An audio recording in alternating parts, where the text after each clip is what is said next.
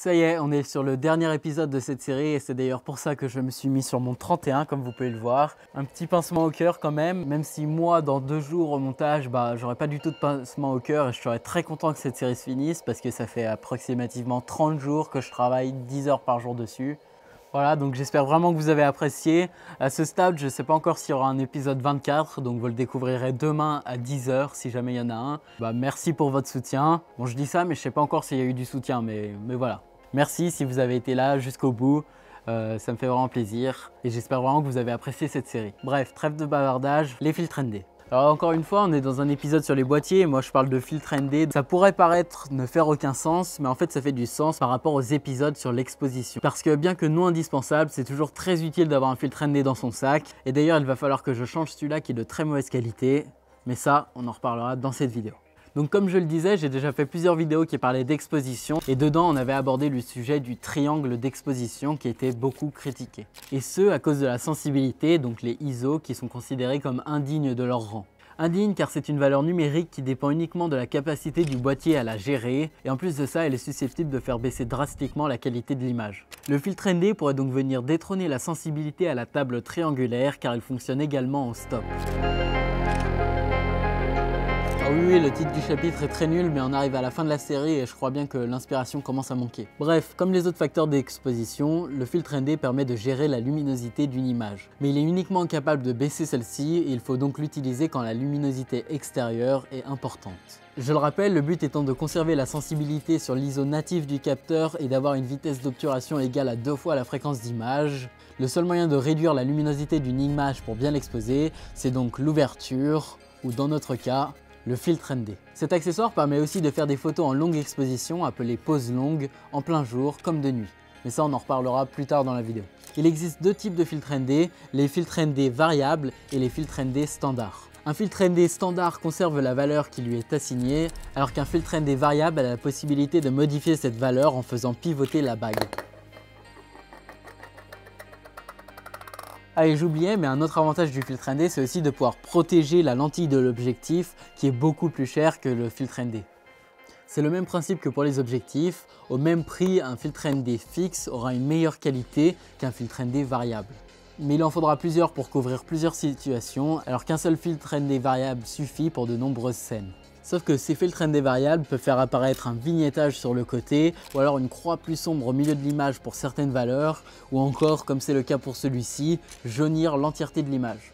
En même temps, il m'a coûté 25 €, donc je peux pas vraiment lui en vouloir. Mais voilà, si vous le voulez, mettez un commentaire et je vous l'enverrai, il n'y a pas de souci. C'est mieux ça plutôt qu'il traîne dans mon placard. Et puis comme ça, vous pourrez le repasser à quelqu'un d'autre quand vous achèterez un meilleur filtre ND. Pour choisir un filtre ND de bonne qualité, c'est simple car la plupart des constructeurs ont une échelle allant de 1 à 3 en termes de qualité. Meilleure est la qualité, plus le filtre ND a de couches fines. Par exemple, pour la même valeur, un filtre ND noté 1 sur 3 sera composé de 8 couches, alors qu'un filtre ND 3 sur 3 sera fait de 24 ou 32 couches plus fines. Et pour en finir avec la dernière définition de cette série, un filtre ND fonctionne également en stop.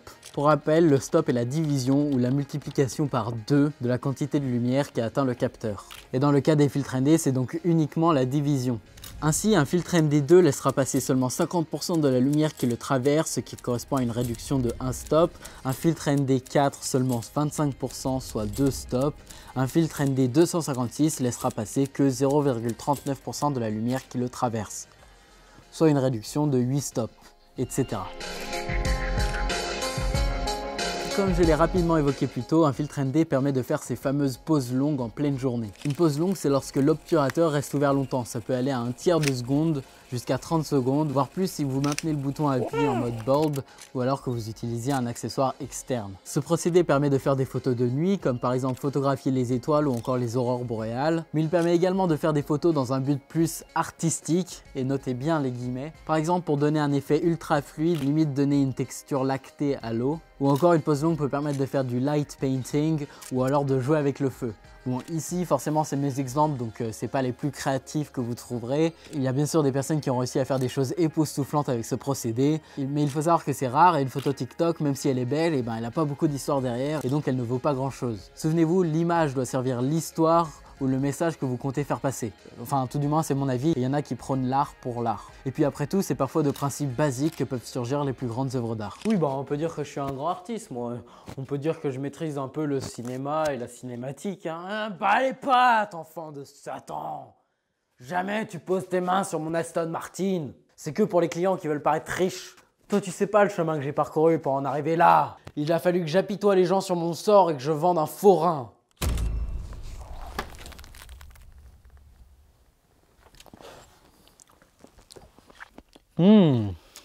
La compote de pommes. Voilà, j'espère que vous avez apprécié cette série. Et puis à l'heure où je tourne cet épisode, j'espère que cette série a vachement bien fonctionné et qu'elle m'a lancé et que DJI m'a contacté pour me sponsoriser et que Sony veut m'offrir des caméras Et puis à l'heure où je tourne cette vidéo, j'espère surtout que cette série t'a plu. Alors si tu veux m'aider, n'hésite pas à mettre un petit commentaire, un petit like, un petit partage, pourquoi pas. C'était Gast. Ciao! S'il est tout à fait triste de finir sur une image de moi avec des cornes, il l'est encore plus de finir cette série. Et pour cause, il s'agit en effet de la fin. Et puis peut-être demain 10h, rendez-vous sur cette chaîne, ou peut-être pas, je sais pas. Alors dites-moi si vous avez su reconstituer l'histoire qui se déroulait au cours de ces 24 épisodes. N'hésitez pas à partager cette série, à vous abonner. C'était Gast. Ciao!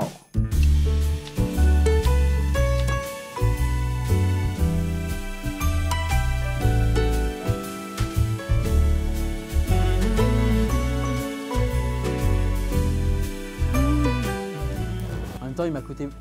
Oh putain, j'en prenais vraiment plus soin avant.